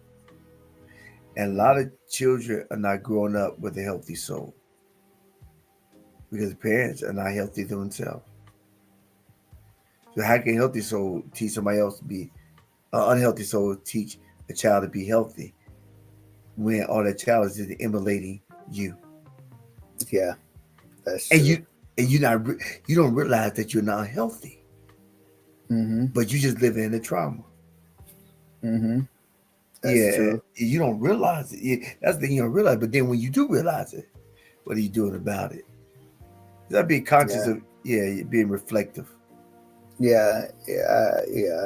That's that was deep. You had me thinking. I was just thinking, how when you used to dysfunction and then and things are running smooth, and and things are running smooth like how things supposed to be. Mm-hmm. You have this sense of, oh man, I must be doing awesome, because then you think what's normal is like a super thing, like, oh, this is super cool, or this is the best relationship I ever been in, Right. because you so used to dysfunction that you think that me and my spouse or whatever you're dealing with is going the right way, that you think it's more than what it is when it's just normal. That's what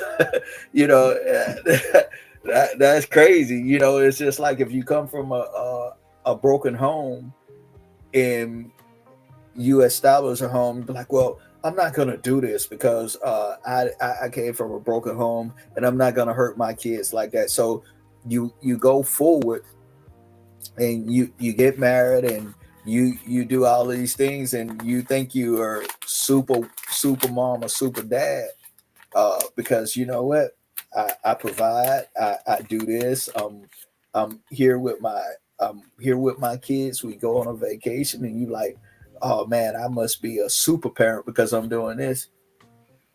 And the reality is that's the Just a normal parent. things that you're supposed to be. Yeah, exactly. You're just a parent. You're not, you know what I mean? You're And not going above and beyond that you think you are. You just being what's expected of a parent. Some parents are not parents. Mm-hmm. They're big sisters and big brothers. Yeah. Yeah, but they're not parents. You know, the kids having kids, Yeah. And grandma's raising that child Yep. as their, and so the child sees the mother as the auntie or the father as the uncle. Mm-hmm. It happens every day. It's every day. So so to wrap it up, the trauma. I think it's trauma in all these cases, and I think the victims are, as you said, it's a very valid point. That is it really a victim? Well, they didn't realize they're a victim until the stuff hit the fan, and they can capitalize on it, or it's such deep hurt when other people start talking about their pain. They realize, you know what? I thought that was normal. I'm in pain too. Mm-hmm. I just been covering it with cocaine. I just been covering it with weed. Yeah. I just been drinking a fifth a day. I ain't gotta do that because I'm gonna get some money. But when you sign, like I think Lamont Wilson talked about, Jahad Jaraji and Monique stated that they were did wrong. He said he had the issue with why after you do the work you complain. Why after you sign the document you complain. Mm-hmm. It said in the document you signed it and you got paid for it, but now you complaining. So it kind of makes you and like the young kids, they just want to be famous. Realize they ain't making no money. Mm-hmm. But his issue with Taraji is that you read over the contract and you go back and forth to negotiate what you want. But if you don't do that, don't complain. Just do the job. Maybe learn the lesson, not do it again. And that within itself, in that area, I guess would make you seem like you're not grateful because you did sign the document. Yeah, I mean, yeah, I understand that point of view because I often say if you go apply for a job, you negotiate during the interview. Well, when they say, hey, you do the interview, and then when they say, hey, we want to hire you, you start negotiating what you want to get paid, right? Whether it's salary or hourly. If you agree to it, that's your agreement. You can't complain that I'm only getting paid $20-something an hour for this particular job if that's what you agreed to. Right. It's kind of like that's kind of like a choice. You could say no, or you could be like, well, you know what, I'm gonna take this 20 right now, but I'm gonna be looking for the next best thing. But I really need this job, so I take this 20. Mm-hmm. That's something, but how do you complain if you accepted the pay? Yeah, don't complain. Suck it up and learn from it and do it and do better by constructing the contract that you want later. Yeah. Because if you complain on a small job that you didn't do quote unquote right, the powers that be may tell everybody you're always complaining and you may not get the opportunity to do another job. Right. Yeah. So let me see if Renee, you want to wrap up anything? Anything you say? No, a good conversation. Yeah, good conversation. I definitely agree with that last part. Hey, we know we're adults. If that's what you sign, that's what you sign. But just be smart, or maybe the next time. Now, granted, some of these people sign these crazy, ridiculous contracts or like contracts for like 10 years and all that, and yeah, that's why you just got to be smart. Mm-hmm. Yeah. All right, Tito. I agree with what Renee's just said. I think you really have to be smart and really be like, ask yourself some questions and educate yourself especially if you're signing a contract. Is it worth it?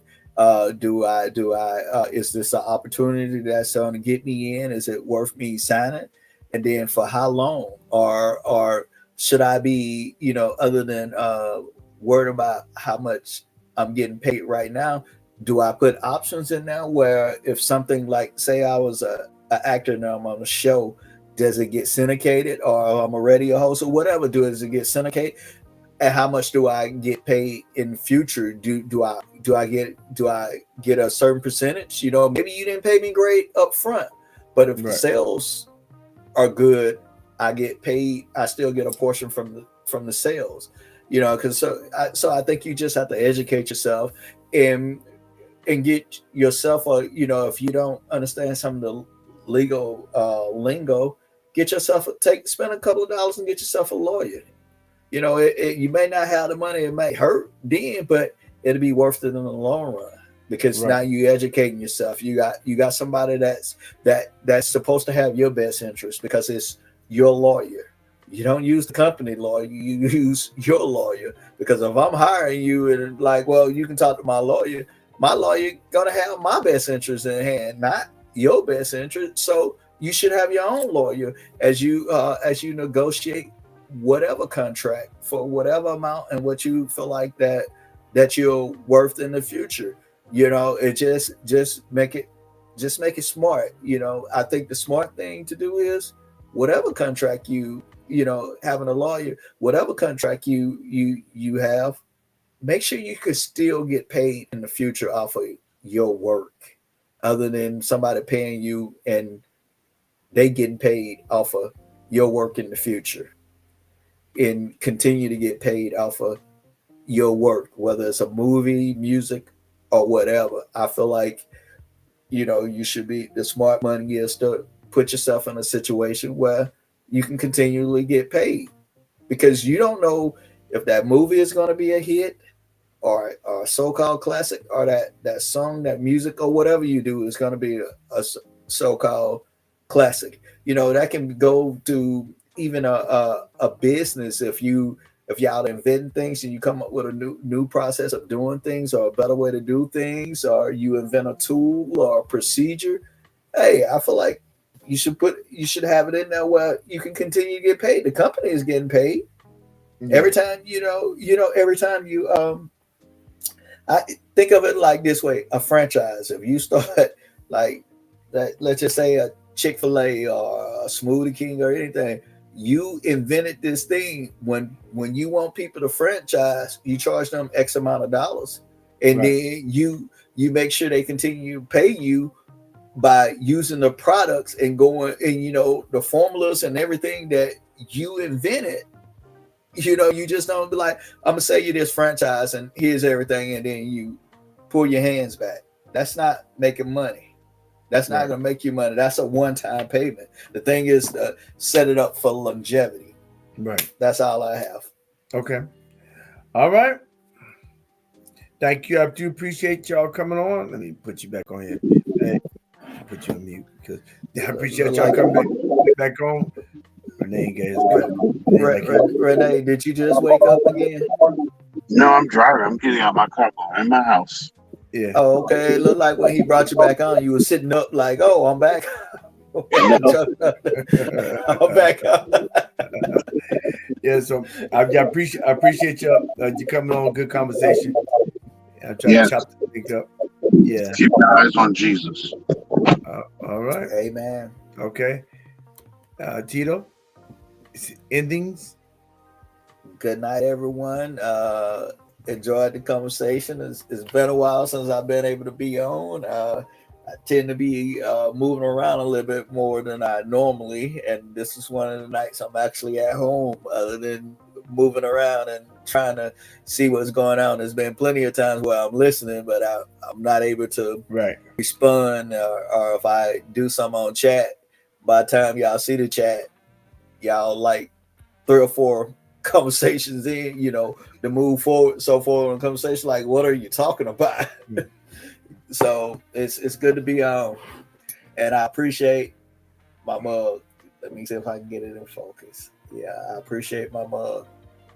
If I get any more stuff, then I'll be sending y'all way. All righty, appreciate it. Good night. Good night.